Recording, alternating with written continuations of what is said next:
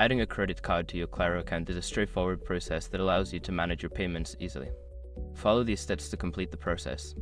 Step 1. Log into your Claro account. Visit the Claro website or open the Claro app on your device. Enter your login credentials to access your account dashboard.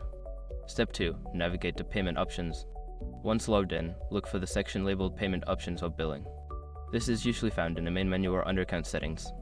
Step 3. Select Add Credit Card. In the Payment Options section, find the option to add credit card. Click on this option to proceed to the credit card entry form. Step 4. Enter credit card information. Fill in the required details for your credit card, including the card number, expiration date, CVV, and billing address. Make sure all information is accurate to avoid payment issues. Step 5. Save changes.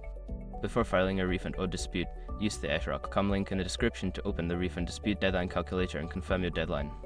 Now you can enjoy the convenience of managing your payments with your newly added credit card. If you encounter any issues, consider reaching out to Claro customer support for assistance.